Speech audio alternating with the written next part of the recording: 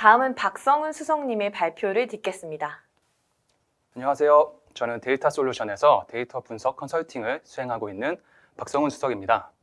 이번 세션에서는 컴퓨터 비전을 이용한 양분 판정 모델을 개발한 사례를 소개해 드리려고 합니다. 먼저 딥러닝과 분석 플랫폼의 동향에 대해서 간단히 말씀을 드린 후에 불량 검출을 위한 딥러닝 모델을 어떤 프로세스로 개발하였는지 말씀드리도록 하겠습니다. 최근 몇 년간 딥러닝은 자연어 처리부터 컴퓨터 비전까지 수많은 문제들을 해결하는 데 사용되고 있습니다.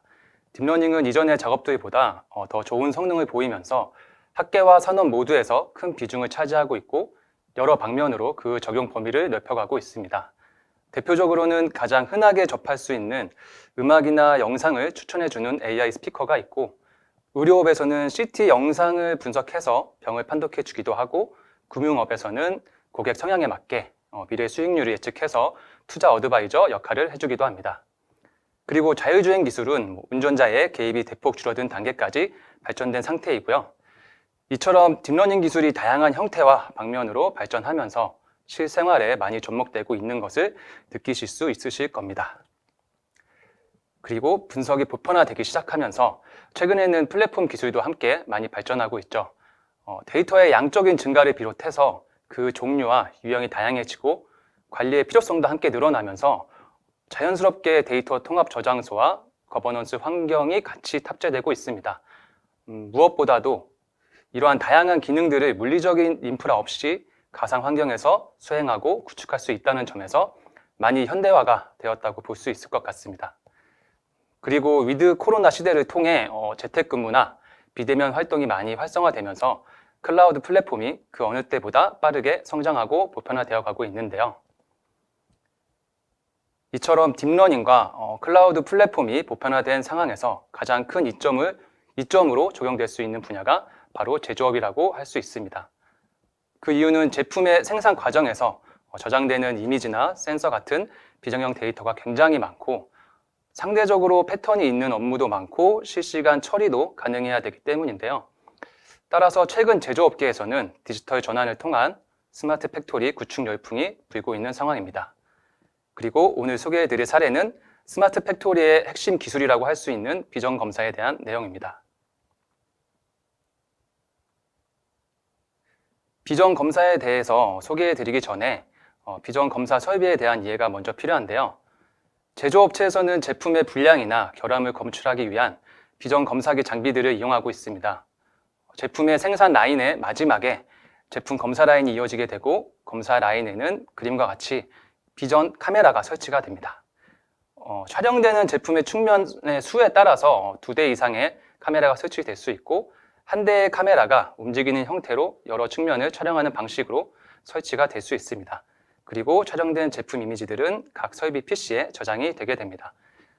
오른쪽은 보조 배터리를 촬영해 본 이미지 예시입니다.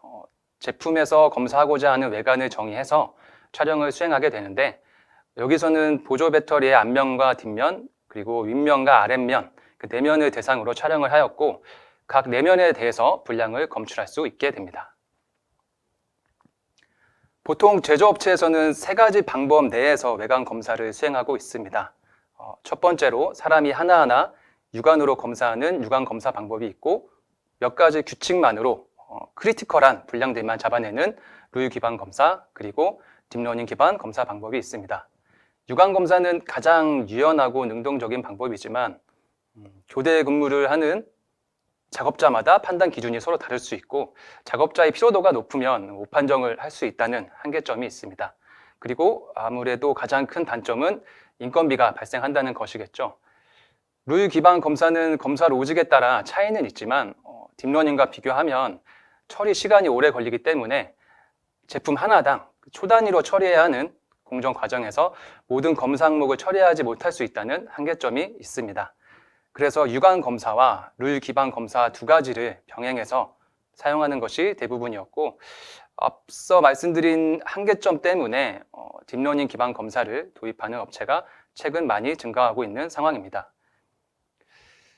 딥러닝 기술이 내재화되어 있지 않은 대부분의 제조업체들은 외부 솔루션을 통해서 쉽게 딥러닝 기반 검사를 생산하는 라인에 도입은 할 수 있지만 솔루션의 경우 내부 알고리즘을 알기 힘들고 그 업데이트나 오류 대응에 있어서 피드백이 느린 경우가 많고 결국에는 유지 보수의 의존도가 점점 높아질 수밖에 없죠. 따라서 딥러닝 모델을 자체 개발하고 제품의 생산 라인에 적용해 봄으로써 고객사의 딥러닝 기반의 외관 검사 기술을 내재화하는 것이 이번 사례의 과제 목표였습니다. 분석 방법론의 설명을 드리면 먼저 분석의 목적에 따라서 컴퓨터 비전 분야를 결정하게 되는데 보통 이미지 분류나 객체 탐지, 영역 분할 등의 분야들이 있습니다. 이번 사례에서는 하나의 외관 이미지에서 들뜸, 스크래치, 오염과 같은 다수의 분량 영역을 검출해야 하기 때문에 객체 탐지 방법론을 선택하게 되었습니다. 객체 탐지를 비롯한 컴퓨터 비전에서는 이미지만으로는 학습을 진행할 수 없고 각 이미지에 대한 설명을 해주는 라벨, 레이블 정보를 필요로 하게 됩니다. 따라서 이미지가 수집되면 모델의 학습 목적에 맞게 이미지별로 이름, 유형 등을 식별해서 지정해주는 라벨링 작업을 수행해줘야 되는데요. 객체 탐지의 경우에는 이미지 한 장당 다수의 라벨 정보를 입력하게 되고 각 영역을 검출을 해야 되기 때문에 영역별 XY 좌표까지 입력을 해주게 됩니다. 라벨링 예시를 보면 학습 기준으로 3장의 이미지에서 오염, 들뜸, 스크래치 3가지 분량 유형에 대한 총 6개의 분량 영역이 학습이 되게 됩니다.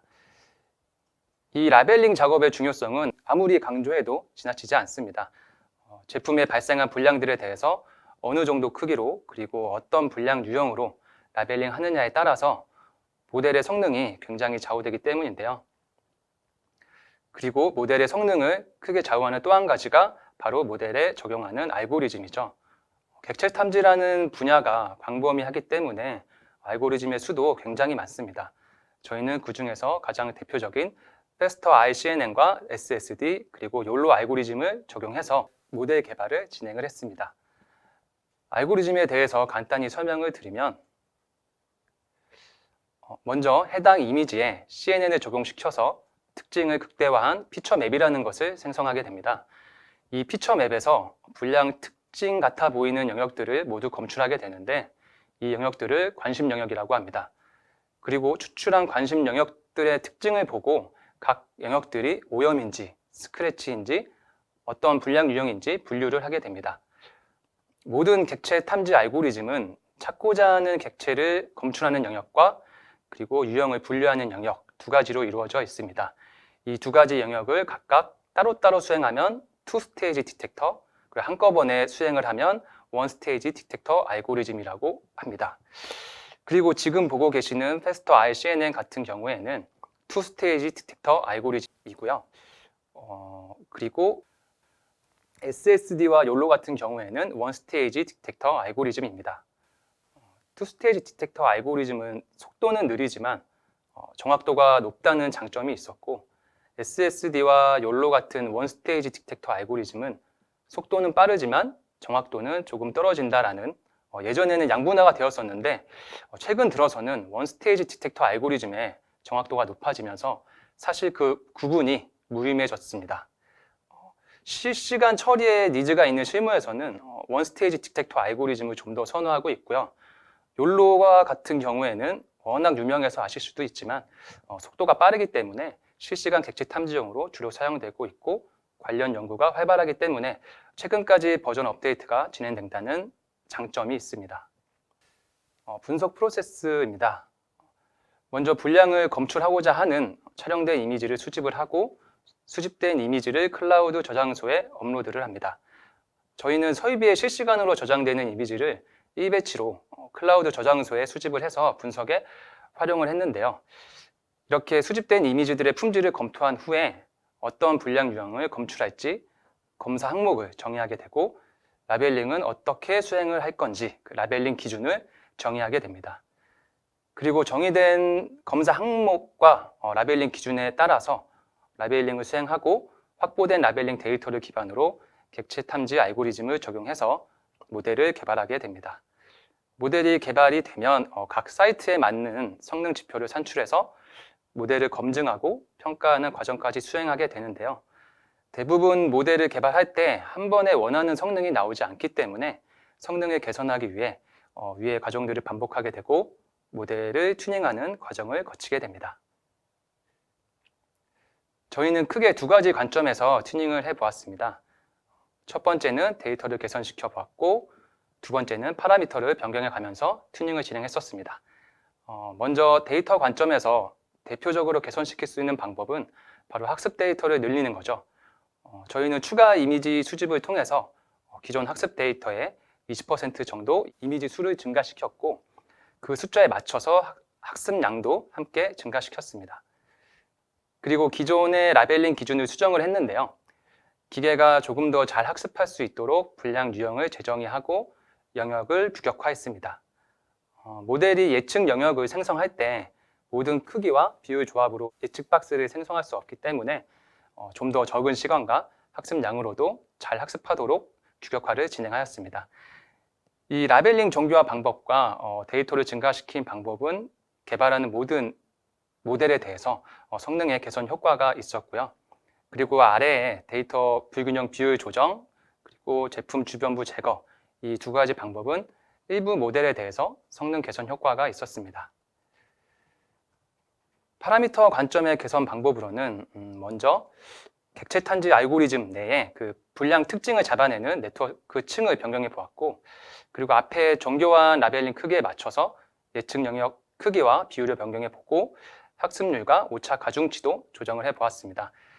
이러한 방법들은 모델별로 개선이 된 것도 있고 안 된 것도 있어서 모델별로 반복 학습을 통해서 최적의 파라미터를 찾아가면서 튜닝을 진행하였습니다. 마지막으로 모델을 검증하고 평가하기 위한 성능 지표가 있어야 하는데, 이번 사례의 사이트에서는 과검률과 미검률을 성능 지표로 사용했습니다. 과검은 실제 양품을 분량으로 잘못 예측한 것이고, 미검은 실제 분량인데 검출하지 못한 것을 의미합니다. 생산 라인에서는 제품 기준으로 양분 판정을 하기 때문에 여러 측면 중에서 단 한 것만 분량이어도 해당 제품을 분량으로 판정하게 됩니다. 따라서 제품을 기준으로 실제 분량 여부와 예측 결과를 비교해서 오분류표를 만들게 되고, 그 후에 과검률과 미검률을 산출하였습니다. 이렇게 제품 기준으로 산출된 과검률과 미검률은 생산을 담당하는 제조팀과 협의하여 모델을 제품 검사 라인에 적용할지 여부를 판단하는 데 사용이 되었고요. 모델을 개발하고 관리하는 담당자들은 그 측면별 과검률과 미검률, 그리고 검출된 영역의 위치가 정확한지, 올바른 분량 유형으로 검출되었는지 등의 조금 더 상세한 성능 지표들을 산출해서 모델의 고도화에 활용하고 있습니다. 최종 튜닝까지 완료된 모델의 과검률과 미검률을 비교해 보았을 때 가장 성능이 높은 모델은 욜로 모델이었습니다. 욜로가 원스테이지 디텍터 알고리즘이긴 하지만 버전이 업데이트되면서 스킵 커넥션이라던가 네트워크 업데이트와 같은 정확도를 많이 개선시킬 수 있는 방법으로 보완이 되었죠.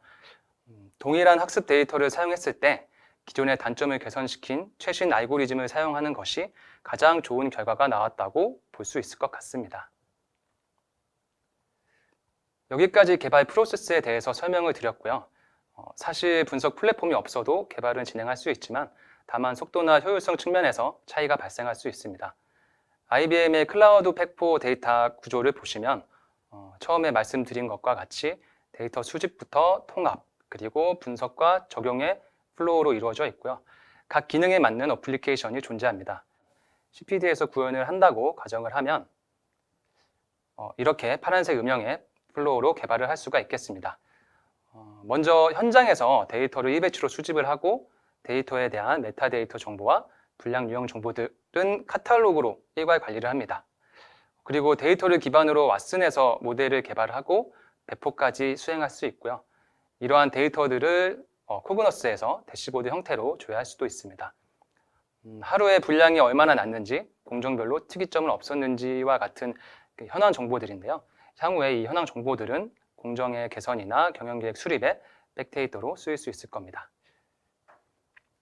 이러한 클라우드 기반 플랫폼의 또 다른 장점은 여러 역할의 담당자들 간의 미스 커뮤니케이션을 비롯한 중복 업무를 방지할 수 있다는 것과 진행 사항이 투명하기 때문에 어떤 문제가 발생했을 때 문제 해결 시간이 단축된다는 점입니다. 그리고 그림에서 담당자들이 각 단계별로 나누어져 있지만 실제 실무에서는 데이터 사이언티스트나 비즈니스 분석가들이 데이터 탐색부터 모델 관리까지 모든 업무를 수행하는 상황이 굉장히 많습니다. 그리고 소수의 IT 담당자가 전사의 시스템을 관리하는 경우가 굉장히 많을 거라 생각합니다. 그러한 측면에서 분석 환경과 운영 환경을 손쉽게 구축하고 개발된 모델에 대해서 배포와 모니터링을 버튼 하나로 수행함으로써 시간이나 공수를 절약할 수 있다는 점이 분석 플랫폼의 가장 큰 장점인 것 같습니다. 많은 기업들과 공공기관에서 다양한 AI 모델들을 활용하고 있는데 이렇게 만들어진 모델들을 어떻게 배포하고 운영하고 관리하느냐가 장기적으로 모델을 어떻게 발전시킬 수 있을까 고민으로 연결되게끔 할 수 있는 것 같습니다. 단순히 AI 모델의 개발에서 그치는 것이 아니라 일련의 AI 프로세스들을 전사적으로 프로덕션하는 것이 AI 시대에 꼭 필요한 부분이라고 생각할 수 있을 것 같습니다. 준비한 자료는 여기까지고요. 경청해 주셔서 감사합니다. 네, 수석님의 발표 잘 들었습니다.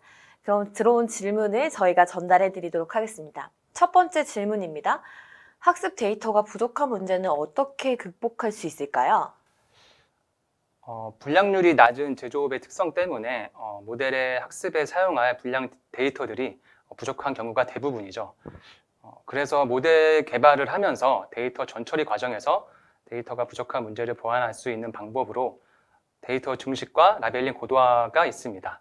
데이터 증식은 가장 간단하게는 상하 좌우 반전부터 축소나 확대, 그리고 각도별로 조금씩 회전하는 기법을 이용해서 기존 이미지와 유사한 이미지들을 만들어내는 방식입니다. 데이터 증식과 같은 경우에는 많이 사용하다 보면 모델이 과적합될 수 있기 때문에 같이 사용할 수 있는 게 바로 라벨링 고도화 방식입니다. 라벨링의 중요성을 미리 말씀드렸고 저희도 라벨링 정교화를 통해서 튜닝을 진행했었는데요. 특정 분량 영역에 대해서 오염으로 라벨링 할지 스크래치로 라벨링을 할지 아니면 하나의 분량용으로 통합해서 라벨링을 할지는 데이터가 부족한 상황에서 굉장히 중요한 문제가 될 수 있고요. 어느 정도 크기의 규격으로 나누어서 라벨링을 하는지도 학습 영역수 확보에 큰 영향을 미칠 수 있습니다. 이렇게 데이터 전처리 과정에서 진행할 수 있는 방법 외에 데이터를 빠르게 수집해서 데이터 양을 궁극적으로 늘릴 수 있는 방법도 있는데요. 현업분들의 도움을 받아서 분량 시료를 인위적으로 생산하고 촬영하는 방식입니다. 실제 분량 형태와 유사하게 만들어진 분량 시료의 이미지들은 모델의 학습에 큰 도움이 될 수 있고요. 최근에는 3D 모델러를 활용해서 분량 이미지를 만들어내는 시도들도 하고 있는 것으로 알고 있습니다. 네, 두 번째 질문입니다. 라벨링 되지 않은 분량 유형이 나타날 때마다 모델을 업데이트해야 하나요? 라고 물어주셨네요. 실제로 라인에서 모델을 배포하고 운영하면서 미검률이 높아지는 경우를 확인해 보면 라벨링이 되지 않은 새로운 형태의 분량이 나타나는 경우가 대부분인데요. 부품의 품질이 변하거나 라인이 노후화될수록 좀 많이 나타나게 되고 모델 운영상에 큰 이슈가 될 수 있습니다. 미검이 이렇게 지속적으로 높은 빈도로 대량으로 발생하는 경우에는 시급성이 높다고 판단하게 되고 학습할 이미지들도 충분히 수집이 가능하기 때문에 모델을 되도록 빠르게 업데이트할 수 있고요. 하지만 미검이 일시적으로 낮은 빈도로 발생하는 경우에는 보통 일시적인 예외 처리 로직을 반영을 하고 향후에 추가로 이미지를 수집을 해서 모델을 업데이트하는 것으로 현업분들과 일정을 논의하게 됩니다. 대부분 미검이 일시적이고 낮은 빈도로 발생하기 때문에 모델이 충분히 학습할 수 있는 데이터 양을 확보하기 위해서는 상당히 많은 기간이 필요로 하게 됩니다. 그리고 그 기간이 늘어남에 따라서 라벨링을 위해 확인해야 할 이미지 양도 방대해질 수밖에 없고 많은 시간과 비용이 발생할 수 있는데요. 이러한 문제들 때문에 많은 양의 이미지를 빠르게 라벨링하기 위한 오토 라벨링 솔루션을 도입하거나 정상 제품의 이미지 학습만으로도 이상치 이미지를 분류해낼 수 있는 비지도 학습 모델을 적용해서 필터링하는 방법들을 함께 사용하고 있습니다. 네, 자세한 답변 감사합니다.